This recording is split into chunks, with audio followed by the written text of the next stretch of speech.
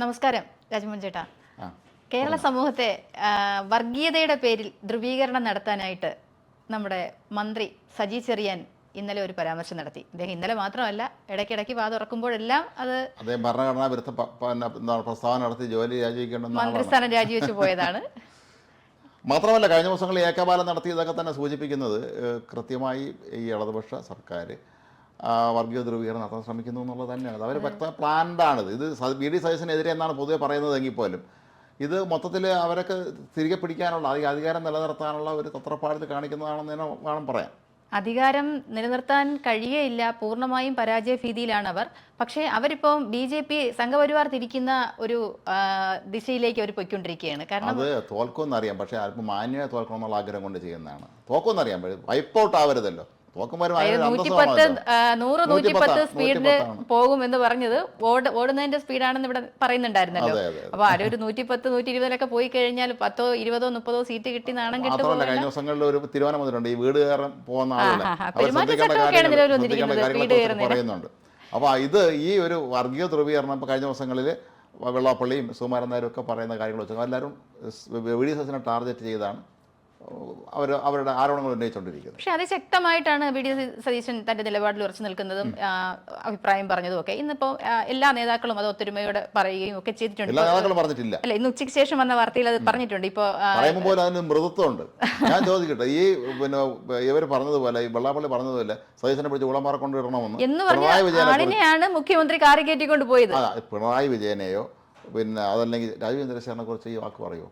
പറയില്ല. കാരണം വെള്ളാപ്പള്ളിക്കും സുകുമാരൻ നായർക്കും എല്ലാം അറിയാം, കോൺഗ്രസ്സിൽ ഏതെങ്കിലും ഒരുത്തന്നെ ചീത്ത വിളിച്ചാൽ ബാക്കിയുള്ളവരെല്ലാം കണ്ട് ആസ്വദിക്കുകയായിരിക്കും എന്നുള്ളതായിരുന്നു. ആരും മറുപടി പറയാൻ പറ്റില്ല. പക്ഷേ ഡെയിലി ഇവർ ഓരോരുത്തരും വർഗീയ കാർഡും കൊണ്ട് ഇങ്ങനെ ഇറങ്ങിയാണ്. AK ബാലൻ വന്നു, ഒരു ദിവസം പറഞ്ഞിട്ട് പോയി ജമാഅത്തെ ഇസ്ലാമി പിന്നെ മുഖ്യമന്ത്രിയാകുമെന്ന് പറഞ്ഞു. ഈ നമ്മൾ ആ ചരിത്രം പരിശോധിച്ചാൽ ഒരു 42 വർഷത്തോളം ജമാഅത്തെ ഇസ്ലാമി ഇവരുടെ കൂടെ ഉണ്ടായിരുന്നു.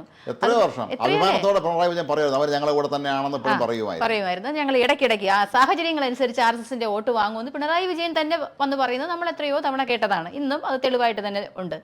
അപ്പോൾ അതൊരു ഘടകം. ഇപ്പം മറിച്ചൊരു കാര്യം പറയുകയാണെങ്കിൽ 140 കോടിയിലേറെ ജനങ്ങളുള്ള ഇന്ത്യ രാജ്യത്തിൻ്റെ മനോഹാരിത എന്ന് പറയുന്നത് മതേതരത്വവും ജനാധിപത്യവും ബഹുസ്വരതയും ഒക്കെയാണ്.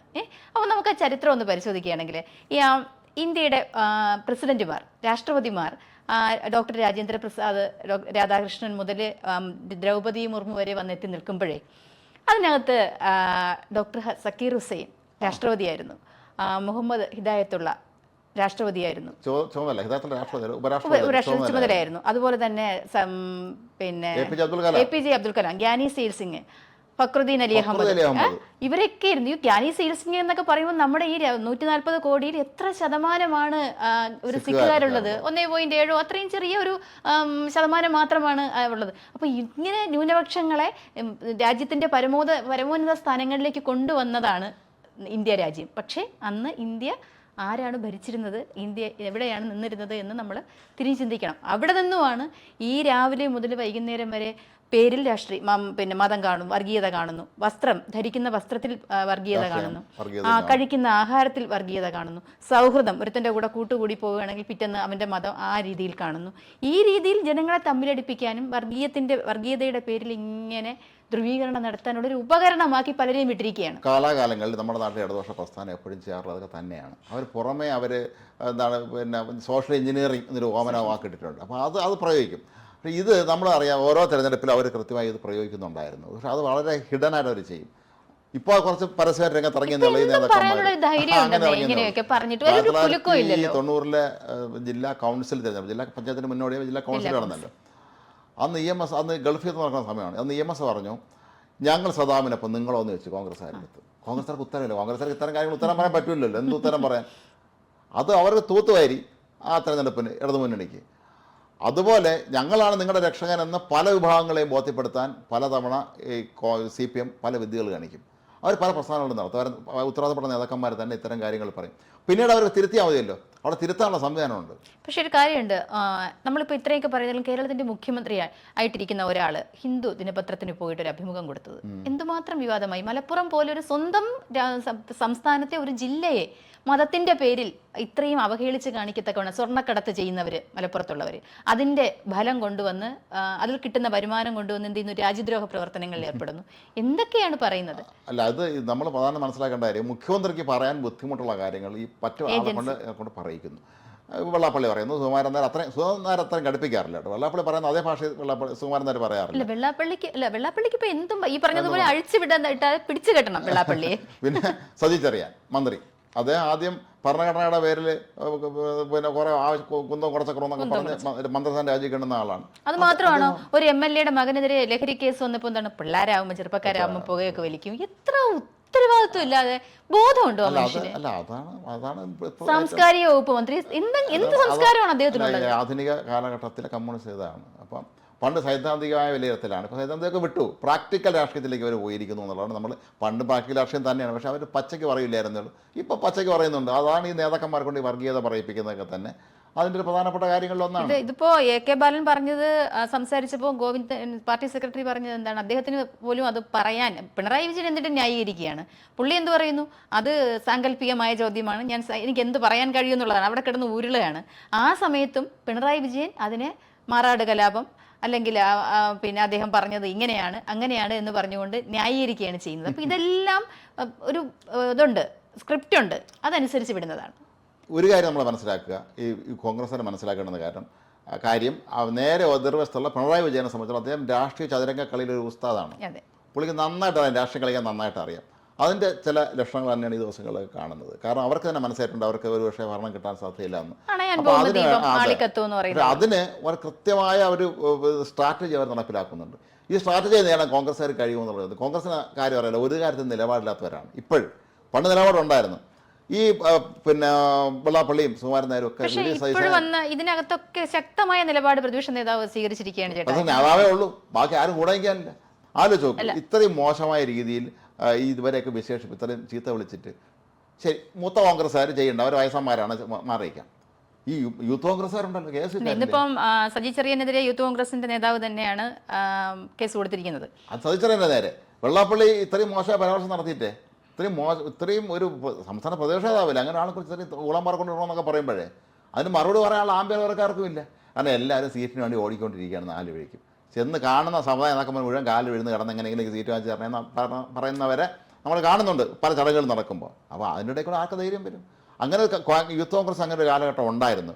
AK ആന്റണിയും വയലാർ രവിയും ഉമ്മൻചാണ്ടിയും VM സുധീരനൊക്കെ നയിച്ചിരുന്ന ഒരു കാലത്ത് അവർ തിരുത്തൽ ശക്തിയായിരുന്നു കോൺഗ്രസ്സിലെ. കോൺഗ്രസ് തിരുത്തുമായിരുന്നു യൂത്ത് കോൺഗ്രസ്സുകാർ. ഇപ്പോൾ അങ്ങനെയല്ല, നേതാവിൻ്റെ പെട്ടിയെടുപ്പാരായതുകൊണ്ട് എൻ്റെ നേതാവിനൊന്നും വരരുത്, അല്ലെങ്കിൽ ഞാൻ കാരണം എൻ്റെ നേതാവിന് നാളെ ഒന്നും വരരുതെന്ന് സംഭവിച്ച് ഉണ്ടാകാൻ നടക്കുന്നതാണ്. പക്ഷേ നമ്മൾ എന്തൊക്കെ പറഞ്ഞാലും ഭരണം കൈവിട്ടു പോകുമെന്ന് പറയുന്ന ഈ ഒരു അവസ്ഥയിൽ പച്ചയായ വർഗീയത പറഞ്ഞുകൊണ്ട് ജനങ്ങളെ തമ്മിലടിപ്പിച്ച് ജനങ്ങൾക്ക് ഏറ്റവും ബുദ്ധിമുട്ടുണ്ടാക്കുന്ന, അതായത് സംസ്ഥാനത്തെ ഒരു കലാപം തന്നെ ഉണ്ടാക്കാൻ പോവുകയാണ്. ആ ലെവലിൽ, അതായത് സംഘപരിവാർ എന്താണോ ആഗ്രഹിക്കുന്നത്, മോദി അമിത്ഷാ എന്താണോ ചെയ്യാൻ ഉദ്ദേശിക്കുന്നത്, അവർക്കിവിടെ ഒരു കോൺഗ്രസ് മുക്ത ഭാരതം വേണം. അതിനൊരു ടൂളായിട്ടാണ് അവർ പിണറായി വിജയൻ ഉപയോഗിക്കുന്നത്. ആ പിണറായി വിജയൻ ടൂളായിട്ട് വെള്ളാപ്പള്ളിയും സുകുമാരക്കുറുപ്പ് നായരെയും കോൺഗ്രസ് മുക്ത ഭാരതമാക്കാൻ മോദി സംഘം ശ്രമിക്കുമ്പോൾ അങ്ങനെ ശക്തമായിട്ട് തിരിച്ചു വരിക തന്നെയായിരുന്നു. അല്ല, അതാ ഞാൻ പറഞ്ഞത്. കഴിഞ്ഞ ഉദ്ദേശപരമായ തെരഞ്ഞെടുപ്പിൽ കോൺഗ്രസ് വരെ ബുദ്ധിമുട്ടിട്ടാണ് ജയിച്ചത്. ജനങ്ങൾ വോട്ട് ചെയ്തവർക്ക് കാര്യം ഇവരെ കൊണ്ട് ക്ഷേമമായിട്ടിട്ട് വോട്ടെന്നാൽ മറ്റേ വരട്ടെ എന്ന് കരുതിയതാണ്. നമുക്ക് തന്നെ അറിഞ്ഞൂടെ? സാധാരണഗതിയിൽ 2 പാർട്ടി മാറിയും തിരിഞ്ഞും ഭരിക്കും. അങ്ങനെ നിഷ്പക്ഷരായ ഒരു കൂട്ടം ആൾക്കാരായിരിക്കും ഭരണം നിയന്ത്രിക്കുന്നതും ഒക്കെ. ഇപ്പൊ കഴിഞ്ഞ തവണ എന്ന് പറയുമ്പോൾ കോവിഡും അങ്ങനെ ഒരു പ്രത്യേക സാഹചര്യത്തിൽ ആ ഭരണം വീണ്ടും വന്നു എന്നുള്ളത് ഒരു കാര്യം ഉറപ്പാണ്. നമുക്ക് എന്തൊക്കെ പറഞ്ഞാലും VD സതീശൻ ശക്തനായി മാറിക്കഴിഞ്ഞിരിക്കുന്നു. ഇവരെല്ലാം കൂടെ എതിർക്കാൻ നേതാക്കൾക്കിടയിൽ ഉണ്ടായിരുന്ന എന്തെങ്കിലും ഒരു ബുദ്ധിമുട്ടുണ്ടെങ്കിൽ ആ ഐക്യവും ശക്തിപ്പെട്ടു വരികയാണ്. എന്തൊക്കെ പറഞ്ഞാലും ലക്ഷ്യ എന്നുള്ള ഒരു വയനാട്ടിലുള്ള പരിപാടി കഴിഞ്ഞതിന് ശേഷമായാലും ഇന്നിപ്പോ മഹാപഞ്ചായത്ത് നടക്കുന്നു. ഇവർ എന്തുകൊണ്ട് സ്ട്രോങ് ആയി പറയുന്നില്ല? KPCC പ്രസിഡന്റ് പറയണം, ഇത് ഞങ്ങളുടെ കാര്യമാണ്, നിങ്ങളുടെ സമുദായ നേതാക്കളല്ല എടുത്ത്, ഇവിടെ കോൺഗ്രസ് ആണ് തീരുമാനിക്കുന്നത്, ഞങ്ങൾ തീരുമാനിക്കുമെന്ന് പറയാനുള്ള എല്ലാവരും എങ്ങനത്തെ രീതിയിൽ ഉരുണ്ട് കളിക്കുക എന്നുള്ളതാണ്. അത് അത്ര ധൈര്യമായിട്ട് പറയണം. അങ്ങനെ ധൈര്യമായി പറയാനുള്ള തൻ്റെ ഇടം നമ്മുടെ നാട്ടിൽ കോൺഗ്രസ് നേതൃത്വത്തിന് വേണം. എല്ലാവരും ഈ അവനവൻ്റെ സുരക്ഷിതത്വം നോക്കുന്നിടത്താണ് ഈ പ്രശ്നം സംഭവിക്കുന്നത്. VD സതീശനെ ഏതാണ്ട് ഒറ്റപ്പെടുത്തിയവരാണ് എനിക്ക് തോന്നിയിട്ടുള്ളത്. ഇന്ന് മുരളീധരൻ എന്തോ പറഞ്ഞിട്ടുണ്ടെന്നോ പറയുമ്പോഴൊക്കെ എല്ലാവരും മൈൽഡ് ആണ് പറയുന്നത്. അങ്ങനെ അല്ല പറയേണ്ടത്. ഇത്രയും ലഘുവായിട്ട് പറഞ്ഞ കാര്യം ഞങ്ങൾ എല്ലാവരും സ്നേഹിക്കണം, എല്ലാവരും ഞങ്ങൾ കൂടെ വേണം, അങ്ങനെ പറഞ്ഞൊരു കാര്യമില്ല. സമുദായം ഇന്ന് ഒരു പ്രധാനപ്പെട്ട കാര്യം എപ്പോഴും ഓർക്കുക പ്രിയ, പുതിയ തലമുറയോടെ വളർന്നു വരുന്നുണ്ട്. നമ്മളെയൊക്കെ മക്കളല്ലെങ്കിൽ അവരുടെയൊക്കെ തലമുറ, അവർക്ക് ജാതി മതവും ചിന്ത ഒന്നും ഇല്ലാത്തവരാണ്. ഇതൊക്കെ കാണിച്ചാണ്ട് ഇതൊന്നും കാണിച്ചാൽ അവർക്ക് ഒന്നും തോന്നില്ല. മാത്രമല്ല അവരെല്ലാം എതിരാവും ഈ ജാതി മതമൊക്കെ പറഞ്ഞുകൊണ്ട് ഇറങ്ങിയാൽ. അവർ ജാതി മതം ഇല്ലാത്തവരെ മാത്രമേ അംഗീകരിക്കുള്ളൂ. അത് സത്യമാണത്. അതുകൊണ്ട് ഇപ്പോൾ നടക്കുന്ന ഈ തർക്കങ്ങൾ ഗുസ്തിയൊക്കെ ആത്യന്തികമായി CPM വലിയ നഷ്ടക്കച്ചവടമാകുകയും ഇത് വി ഡി സതീശൻ എന്ന നേതാവിനെ സംബന്ധിച്ചിടത്തോളം അത് നേട്ടമായി മാറുകയും ചെയ്യും. പക്ഷേ ഒരുപക്ഷെ അദ്ദേഹത്തിൻ്റെ മണ്ഡലത്തെ തോൽപ്പിക്കാനൊക്കെയുള്ള ശ്രമങ്ങൾ ഇവർ നടത്തുമായിരിക്കാം. പക്ഷെ അതൊന്നും വിലപ്പോവില്ല. കാരണം ആളുകൾക്ക് വിവരം വെച്ച് പണ്ടത്തെ പോലെ അതിനുശേഷം നടത്തി ഈ പറയുമ്പോൾ ഇലക്ഷൻ എഞ്ചിനീയറിംഗ് ഈ ഒരു കാലഘട്ടത്തിൽ നടന്ന തിരഞ്ഞെടുപ്പുകളും ഇപ്പോൾ ഉണ്ടായിരിക്കുന്നു. ഇപ്പൊ തന്നെ ഈ പഞ്ചായത്ത് തെരഞ്ഞെടുപ്പിന്റെ റിസൾട്ട് വന്നപ്പോഴും ഒക്കെ നമുക്ക് മനസ്സിലാക്കാനുള്ള കാര്യങ്ങൾ ഈ സമുദായ നേതാക്കന്മാർ ആർക്കെതിരെയാണോ ഇറങ്ങുന്നത് അവർ ശക്തരായിരിക്കും, അപ്പോൾ ശക്തരാകും. അല്ല, ഈ സജി ചെറിയാൻ പറഞ്ഞു കാസർഗോഡും മലപ്പുറവും ഉള്ള ആൾക്കാരുടെ പേര് നോക്കാൻ പറഞ്ഞു. ഈ തിരുവനന്തപുരത്ത് ജയിച്ചവരുടെ പേര് എന്തുകൊണ്ട് അദ്ദേഹം നോക്കാൻ പറയുന്നില്ല? എന്തുകൊണ്ടാണ് അവർക്ക് കിട്ടാതെ പോയത്? ഇന്ന് രാവിലെ മാധ്യമപ്രവർത്തകരുടെ അദ്ദേഹം വയലന്റ് ആയണ്ടില്ലേ, അദ്ദേഹം ആ പ്രകോപിതനാണ്. അദ്ദേഹം ഉത്തരം പറയാതെ ഇറങ്ങി ഓടുക. പക്ഷെ ആകെ കിളിപോയ ഒരു അവസ്ഥയാണ് സജി ചെറിയാനുള്ളത്. വീണ്ടും ഇതിന്റെ പേരിൽ ഒരു രാജിയും കൂടെ വരികയാണെങ്കിൽ ഏറ്റവും കൂടുതൽ തവണ എന്തായാലും ഒരു കാര്യം ഉറപ്പാണ്, ഈ സമുദായ ശക്തികൾ ഇവരെല്ലാവരും കൂടെ ഒന്നിച്ച് നിന്ന് എതിർക്കുമ്പോഴും വി ഡി സതീശൻ ശക്തനായി മാറിയിട്ടുണ്ട്. അദ്ദേഹത്തിന് ചില പരിമിതികളുണ്ടായിരിക്കും. കാരണം കോൺഗ്രസ് ആണ് പാർട്ടി, അദ്ദേഹത്തിന് ഒറ്റയ്ക്ക് പോരാടാൻ. കോൺഗ്രസിൽ എന്ന് പറയുമ്പോൾ ഒന്നിനൊന്ന് മെച്ചപ്പെട്ട നേതാക്കൾ ഒരുപാട് പേരുണ്ട്, നമുക്ക് പറയാൻ പറ്റത്തില്ല. ഓരോരുത്തർക്കിടെയും കഴിവുകൾ, വളരെ നല്ല കഴിവും നല്ല ഇതുപോലെ തട്ടിപ്പും വെട്ടിപ്പോലെ അഴിമതിയിൽ മുങ്ങിക്കുളിച്ച് ഇത്രയും അപഹാസ്യരായ ആ ഒരു ലെവലിലല്ല. അപ്പോൾ അതുകൊണ്ട് തന്നെ കഴിവുറ്റ നേതാക്കൾ, അത് യൂത്ത് കോൺഗ്രസ് ആയാലും ശരി തന്നെ കോൺഗ്രസ് ആയാലും ശരി തന്നെ, അങ്ങനെ ഉള്ളപ്പോൾ എല്ലാവരെയും പിന്നെ ഒരേ ഇതിൽ കൊണ്ടുപോകുമ്പോൾ കുറച്ച് വിട്ടുവീഴ്ചകളും കാര്യങ്ങളും ഒക്കെ ചെയ്യേണ്ടി വരും. വിട്ടുവീഴ്ച ഒരു പരിധിക്കപ്പുറമാവരുത്. എൻ്റെ ഒരു സുഹൃത്ത് കോൺഗ്രസ് അവർക്ക് പറഞ്ഞിട്ടുണ്ട്, ഞങ്ങളുടെ പാർട്ടി എന്ത് പ്രശ്നമുണ്ടെങ്കിലും ചെന്ന് പറഞ്ഞ് നമുക്ക് പരിഹരിക്കണം എന്ന് പറയുമ്പോൾ അവരൊക്കെയുള്ള ഒറ്റ മറുപടി, ഇത് കോൺഗ്രസ് അല്ലേ, ഇവിടെ ഇതൊക്കെ നടക്കുള്ളൂ എന്നാണ്. ഈ ഒരു ആറ്റിറ്റ്യൂഡ് മാറിയല്ലാതെ ഈ പാർട്ടി നന്നാവില്ല കേരളത്തിൽ, അത് ഉറപ്പാണ്. കാരണം എന്ത് പറയുമ്പോഴാണ് ഇവിടെ ഇതൊക്കെ നടക്കുള്ളൂ, അത് മാറണം. കാലം മാറുകയാണ്. ഇവരാരും തന്നെ പുതിയ തലമുറ അഡ്രസ് ചെയ്യുന്നില്ല. അത് ഒരു രാഷ്ട്രീയ പാർട്ടിയും ചെയ്യുന്നില്ല എന്നുള്ളതാണ് നമ്മൾ മനസ്സിലാക്കേണ്ടത്. ഒരു പരിധിവരെ BJP ചെയ്യുന്നുണ്ടെന്ന് വേണമെങ്കിൽ പറയാം നമുക്ക് നാഷണൽ ലെവലിൽ. പക്ഷേ പുതുതലമുറയിലായാലും ലഹരി കൊടുത്തും മദ്യം കൊടുത്തും വേണ്ടാധീനങ്ങൾ ചെയ്യാൻ പ്രോത്സാഹിപ്പിച്ചും ഒരു വിഭാഗത്തെ കൂടെ നിർത്താൻ CPM ശ്രമിക്കുന്നുണ്ട്. അവരുടെ വലയിൽ വീണ് വഞ്ചിതരായി ആ കുട്ടികൾ നശിച്ചു പോകുന്നുണ്ട്, ആ കുടുംബങ്ങൾ കണ്ണീരിലായി. അതിനെ പൊളിച്ചണിക്കാൻ ആരും ഇല്ല എന്നുള്ളതാണ് വേറെ. അതാണ് അവരുടെ ബലവും. അവരുടെ ബലം അതാണ്. ഞാൻ പറയുന്നത് അതുകൊണ്ടാണല്ലോ ജയിലിലെ വരുമാനം പോലും കൂട്ടിക്കൊടുത്തത്. പിണറായി വിജയൻ ഭയത്തിന്റെ അങ്ങേ അറ്റമാണെന്ന് ഓർമ്മിച്ചോളണം.